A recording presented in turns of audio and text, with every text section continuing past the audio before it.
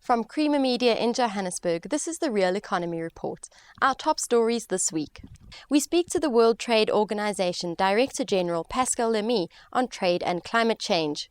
We see record earnings for Africa's top gold producer, and we witness the unveiling of Johannesburg's tallest statue. The World Trade Organization has released a research report on the relationship between trade and climate change. Director General of the WTO, Pascal Lamy, spoke to Christy van der Merwe about this relationship. The economics of climate change are proving a sticking point in international negotiations, and potential impacts on world trade, both economic and legal, could be affected by decisions made at these global negotiations. The economic part of that is researching whether more international trade is environmentally friendly or not. Some will say, well, if you have more international trade, you have more transport. Transport is carbon emitting. Others would say, yes, but 90% of world trade is transported by sea, which is a very low carbon emission mode of transport as compared to air transport or lorry transport. Some will say, international trade, because it creates efficiencies, creates a better use of resources, whether it's labor, whether it's capital, or whether it's natural resources. And then you've got the legal side, which is whether things like border tax adjustments or free allocation of emitting permits, how do they translate into WTO standards? And our basic stance on this is that let's give a priority to the environmental negotiation. Let's make sure that there is a common objective for reducing carbon emissions. Let's make sure that the burden sharing is all right, and this has to do with outside WTO. This is negotiated within another bit of the international system. Once this is done, if there are trade adjustments, then we will look at that, as happened with CFCs, for instance. There was an agreement on CFCs reductions. This translated in some cases in national tax systems, which then translated into border adjustments. We never had any problem in WTO. The environmental negotiation has to come first, preferably in a multilateral way, and then we will adjust the WTO system. But again, this is a downstream issue as compared to the big challenge, which is how can an international agreement on carbon emissions reductions take place in a fair way with this principle of common but differentiated responsibility, which of course necessitates an agreement between big industrialized countries emitters and potentially big emerging countries emitters. The right sequence is a multilateral environmental agreement, and then, if necessary, we will bring this into the universe of trade rule, which, by the way, have been built with the notion that trade has to contribute to sustainable development. AngloGold Ashanti has reported record earnings for its second quarter, even amidst a chilly economic climate. After the break, Lony Prinsloo asks CEO Mark Kutafani how this was achieved and what shareholders should expect come next quarter.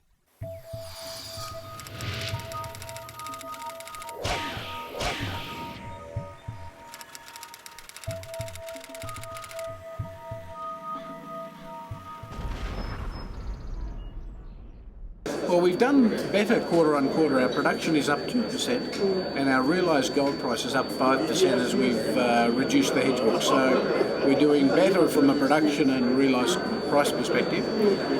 Costs are a little bit higher, but with the higher prices we've been able to overweight that and we've posted a record quarter. So it's been a good result. In terms of the next quarter, the challenge will be in particular costs. In South Africa we have the winter power tariffs. and we'll bring to account the recent wage negotiations. So that will knock us back a little bit. But all in all, we'll see better production, and I think we'll do pretty well in the quarter. I will say, though, that the third quarter results will look a little bit confusing because we'll have all those hedge book movements. But on fundamental performance, we'll do pretty well. I think the most important thing is that we fully participate, or 95% participate in an improving gold price. If you look at gold price, even 2 years ago, it was $300 below where it is today. So we're now at close to $930 an ounce. So our shareholders, instead of taking a 20% discount, and we've now reduced that to about 6%. So on a dollar per ounce basis, we're seeing about $120 to $130 an ounce more price, or a price increase relative to where we would have been, and that's been substantial, and it's underpinned record earnings performance. Public art is an important part of Johannesburg's inner city regeneration. Christy van der Merwe was there for the unveiling of the latest and tallest artwork. Johannesburg Inner City is now the proud exhibitor of an 11-metre-high steel sculpture by prolific Johannesburg-born artists William Kentridge and Gerard Marx. Known as the Firewalker, it evokes bits of torn paper, primarily chaotic, but when viewed at a certain angle, reveals coherence. The silhouette of a woman carrying a fire brazier on her head. It's both a real image but a surprising one. One doesn't usually associate fire as something that you carry on your head. A bucket or a drum, which they used in, is usually used for carrying water. So it's rather than carrying fire. So that's another inversion. I think the sculpture carries in it the kind of logic, which is this image of the woman carrying the fire. But that image is really only a kind of key to the image. It's a moment of coherence. But 90% of the views around it are of different views of collapse and explosion. Once you find a moment of intimacy with that thing that you're looking at, there is a moment of coherence. Things do make sense. But for the rest of it, once you're outside of that moment of intimacy, it's chaotic.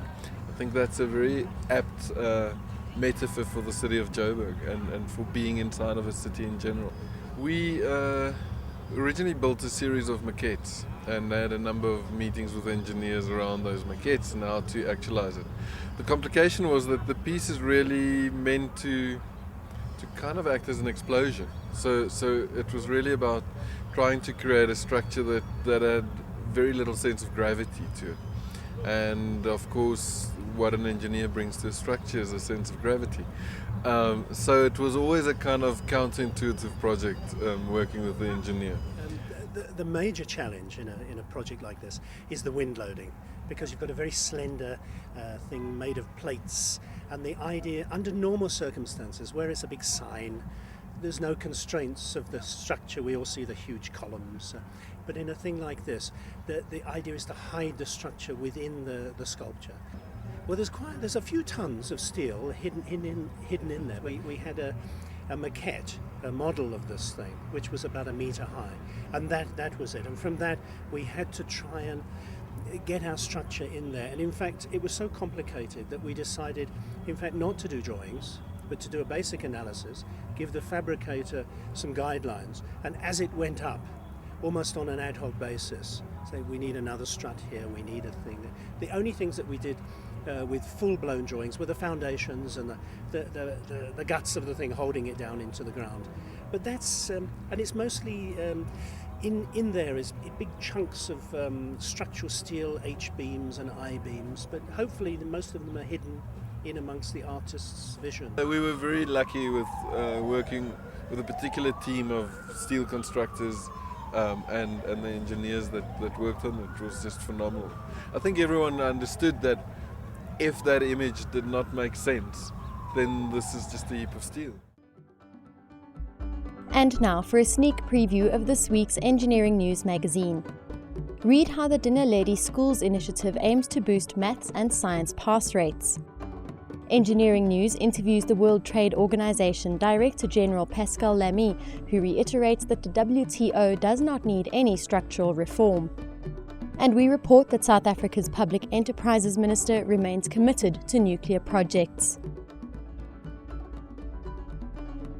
And in Mining Weekly this week, read our cover story in which Xstrata CFO Trevor Reed argues that a combined Xstrata and Anglo-American has the potential to be a new diversified mining powerhouse.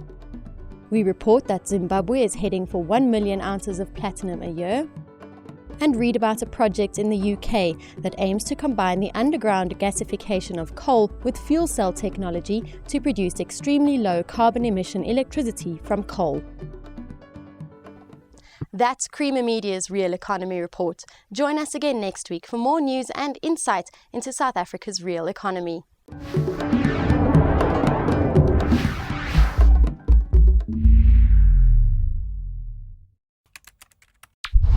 Creamer Media's engineering news has delivered unmatched insight into the real economy. For breaking news, visit engineeringnews.co.za. The engineering news, not just for engineers.